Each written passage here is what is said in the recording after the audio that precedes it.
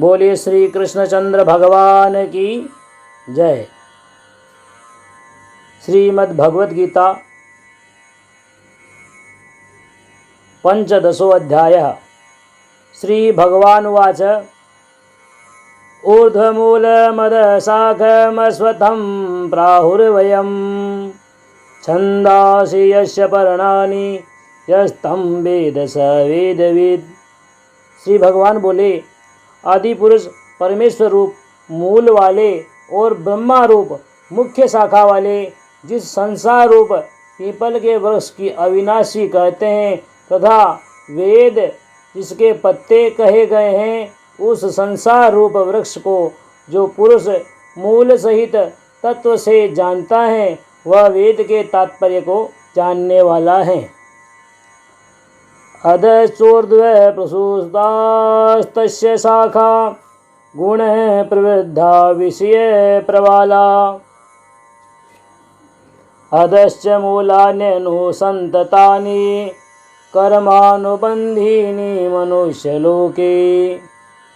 उस संसार वृक्ष की तीनों गुणों रूप जल के द्वारा बढ़ी हुई एवं विषय भोग रूप कोंपलों वाली देव मनुष्य और तिर्यक आदि योनि रूप शाखाएं नीचे और ऊपर सर्वत्र फैली हुई हैं तथा मनुष्य लोक में कर्मों के अनुसार बांधने वाली अहंता, ममता और वासना रूप जड़ें भी नीचे और ऊपर सभी लोकों में व्याप्त हो रही हैं। न रूपमस्येह तथोपलभ्यते नान्तो न चादिर्न च संप्रतिष्ठा अश्वत्थमेनं सुविमूढमूलमसंगशस्त्रेण दृढ़ेन छित्त्वा। इस संसार वृक्ष का स्वरूप जैसा कहाँ है वैसा वहाँ विचार काल में नहीं पाया जाता, क्योंकि न तो इसका आदि है और न अंत है तथा न इसकी अच्छी प्रकार से स्थिति ही है। इसलिए इस अहंता, ममता और वासना रूप अति दृढ़ मूलों वाले संसार रूप पीपल के वृक्ष को दृढ़ वैराग्य रूप शस्त्र द्वारा काटकर ततः पदं ततः परिमार्गितव्यं यस्मिन् गताः न विनिवर्तन्ति भूय तमेव साध्यं पुरुषं प्रपद्ये यतः प्रवृत्तिः प्रसृता पुराणी। उसके पश्चात उस परम पद रूप परमेश्वर को भली भांति खोजना चाहिए, जिसमें गए हुए पुरुष फिर लौटकर संसार में नहीं आते और जिस परमेश्वर से इस पुरातन संसार वृक्ष की प्रवृत्ति विस्तार को प्राप्त हुई है, उसी आदि पुरुष नारायण के मैं शरण हूँ। इस प्रकार दृढ़ निश्चय करके उस परमेश्वर का मनन और निधिध्यासन करना चाहिए। निर्माण मोहा जित संग दोषा अध्यात्म नित्या विनिवृत्त कामा बंदे विमुक्ता सुख दुख संगे गच्छन्ते मूढ़ा पदमवयम तत्।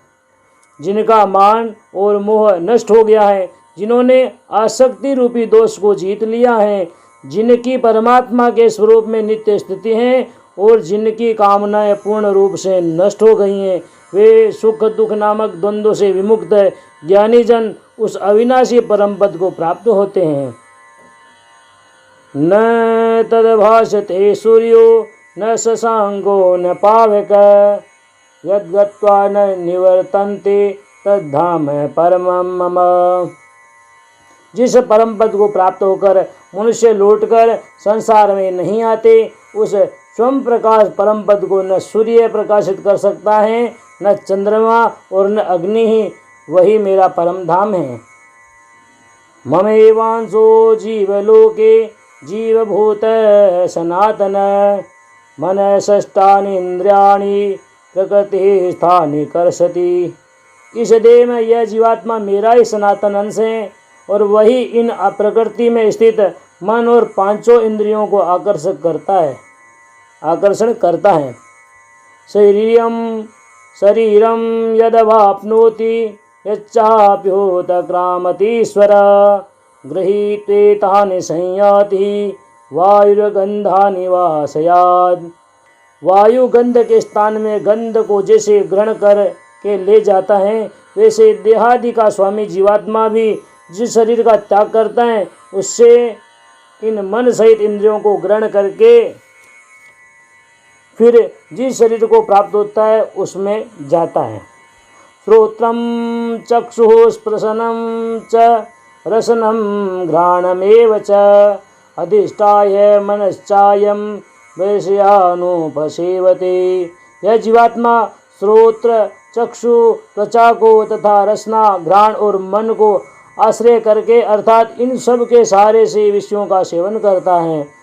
उत्क्रामन्तं स्थितं वापि भुञ्जानं भागुनान्वितं विमूढानानुपश्यन्ति पश्यन्ति ज्ञानचक्षुष।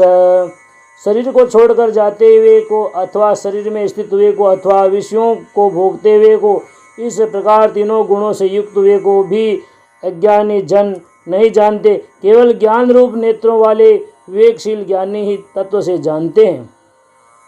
यतन्तो योगिनश्चैनं पश्यन्त्यात्मन्यवस्थितं यतन्तोऽप्यकृतात्मानो हीनं पश्यन्त्य चेतसा। यत्न करने वाले योगी जन भी अपने हृदय में स्थित इस आत्मा को तत्व से जानते हैं, किंतु जिन्होंने अपने अंतःकरण को शुद्ध नहीं किया है ऐसे अज्ञानी जन तो यत्न करते रहने पर भी इस आत्मा को नहीं जानते। यदादित्यगतं तेजो जगद्भासते अखिलं यच्चंद्रमसि यच्चाग्नो तत्तेजो विधिमामकम्। सूर्य में स्थित जो तेज संपूर्ण जगत को प्रकाशित करता है तथा जो तेज चंद्रमा में है और जो अग्नि में है उसको तुम मेरा ही तेज जान। गामाविश्य च भूतानि धारयाम्यहमोजसा पुष्णामि चोषधि सर्वा सोमो भूत्वा रसात्मकः। और मैं ही पृथ्वी में प्रवेश करके अपनी शक्ति से सब भूतों का धारण करता हूँ और रस स्वरूप अर्थात अमृतमय चंद्रमा होकर संपूर्ण औषधियों को अर्थात वनस्पतियों को पुष्ट करता हूँ।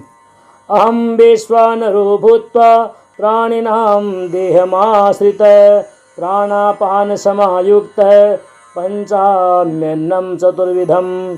मैं ही सब प्राणियों के शरीर में स्थित रहने वाला प्राण अपान से संयुक्त वैश्वानर अग्निरूप होकर 4 प्रकार के अन्न को पचाता हूँ। सर्वस्य चाहं हृदि सन्निविष्टो मतः स्मृति ज्ञान पोहनम च वेदेश सर्वैरहमेव वेद्यो वेदांत कृते वेद विदेव चाहम। मैं ही सब प्राणियों के हृदय में अंतर्यामी रूप से स्थित हूँ तथा मुझसे ही स्मृति ज्ञान और अपोहन होता है और सब वेदों द्वारा मैं ही जानने के योग्य हूँ तथा वेदांत का कर्ता और वेदों को जानने वाला भी मैं ही हूँ। द्वाविमो पुरुषो लोके क्षर चाक्षर एव च क्षर सर्वाणि भूतानि कूटस्थोक्षर उच्यते। इस संसार में नाशवान और अविनाशी भी ये 2 प्रकार के पुरुष हैं। इनमें संपूर्ण भूत प्राणियों के शरीर में तो नाशवान और जीवात्मा अविनाशी कहा जाता है। उत्तम पुरुष त्वन्य परमात्मेत्युदाहयत यो लोकत्रयमाविश्य विवर्ते वह ईश्वरः। इन दोनों से उत्तम पुरुष तो अन्य ही हैं जो तीनों लोकों में प्रवेश करके सबका धारण पोषण करता है एवं अविनाशी परमेश्वर परमात्मा इस प्रकार कहा गया है। तस्मात् अक्षरादपि चोत्तमः अतोऽस्मि लोके वेदे च प्रथितः पुरुषोत्तमः। क्योंकि मैं नाशवान जड़ वर्ग क्षेत्र से तो सर्वथा अतीत हूँ और अविनाशी जीवात्मा से भी उत्तम हूँ, इसलिए लोक में और वेद में भी पुरुषोत्तम नाम से प्रसिद्ध हूँ।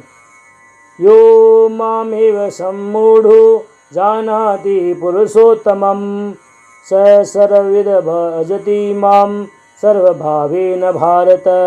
भारत, जो ज्ञानी पुरुष मुझको इस प्रकार तत्व से पुरुषोत्तम जानता है वह सर्वज्ञ पुरुष सब प्रकार से निरंतर मुझ वासुदेव परमेश्वर को ही भजता है। इति गुह्यतमं शास्त्रमिदमुक्तं मया नघ एतद् बुद्ध्वा बुद्धिमान् स्यात् कृतकृतश्च भारत। हे निष्पाप अर्जुन, इस प्रकार यह अति रहस्य युक्त गोपनीय शास्त्र मेरे द्वारा कहा गया, इसको तत्व से जानकर मनुष्य ज्ञानवान और कृतार्थ हो जाता है। ओम तत्सदिति श्रीमद् भगवद गीता उपनिषत्सु ब्रह्म विद्यायां योग शास्त्रे श्री कृष्णार्जुन संवादे पुरुषोत्तम योगो नाम 15वां अध्याय है।